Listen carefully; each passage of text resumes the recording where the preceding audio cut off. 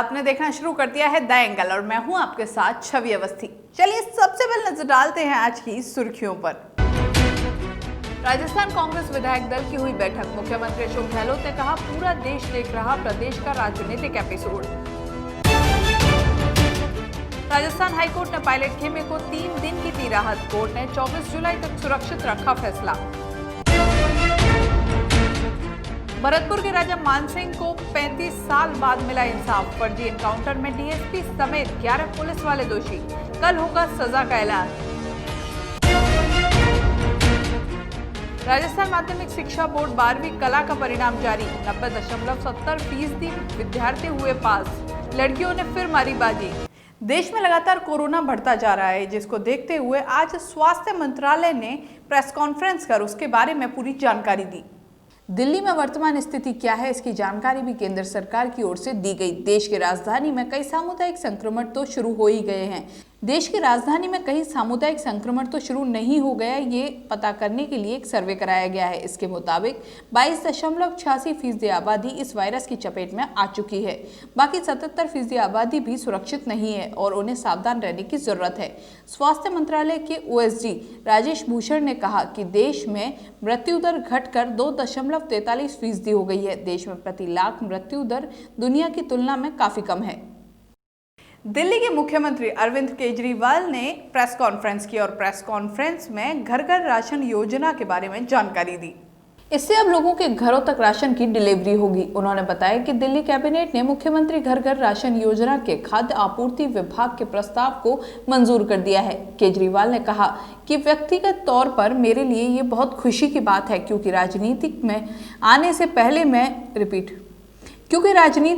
पहले मैं और मनीष सिसोदिया जी परिवर्तन नाम की संस्था चलाया करते थे। दिल्ली की झुग्गी बस्तियों के अंदर गरीब लोगों के साथ और उनके हक के लिए काम किया करते थे। पश्चिम बंगाल की मुख्यमंत्री ममता बनर्जी ने तृणमूल कांग्रेस की रैली में केंद्र सरकार पर जमकर प्रहार किए।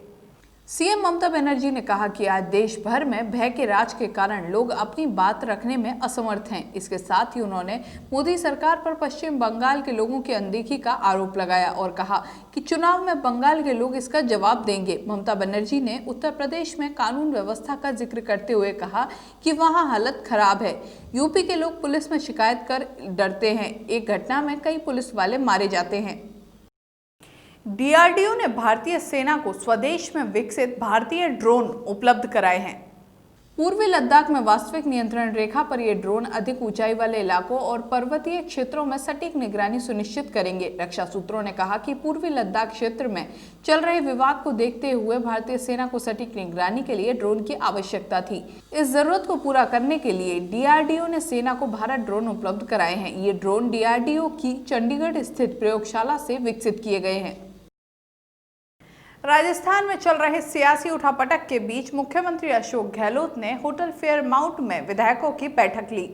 बैठक में सीएम अशोक गहलोत ने बाड़ेबंदी के अनिश्चितकालीन तक चलते रहने के संकेत दिए। विधायक दल की बैठक को संबोधित करते हुए सीएम अशोक गहलोत ने कहा कि चाहे कांग्रेस हो या भाजपा, आज के दिन कोई भी नहीं चाहता कि अभी विधानसभा भंग हो। साथ ही मध्यावधि चुनाव भी कोई नहीं चाहता। सीएम गहलोत ने विधायकों से कहा कि आपका मान सम्मान बढ़ाया गया है, सरकार बेहतरीन काम कर रही है। गहलोत ने कहा कि आज जो राजनीतिक एपिसोड हो रहा है, ये पूरा देश देख रहा है।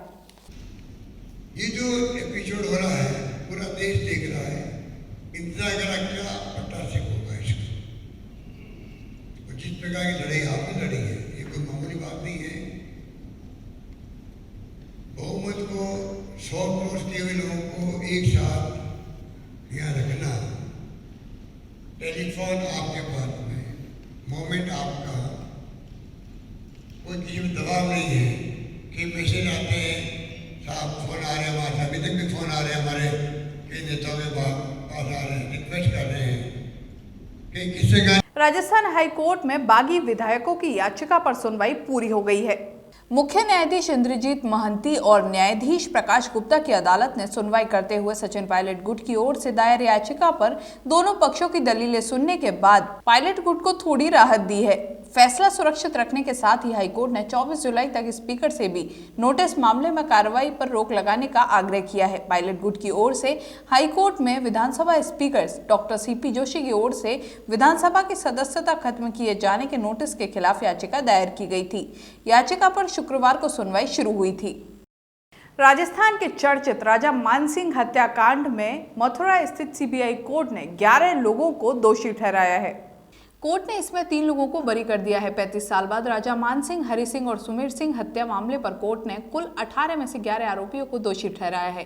कोर्ट ने आरोपियों को आईपीसी की धारा 302, 148, 149 के तहत दोषी पाया है।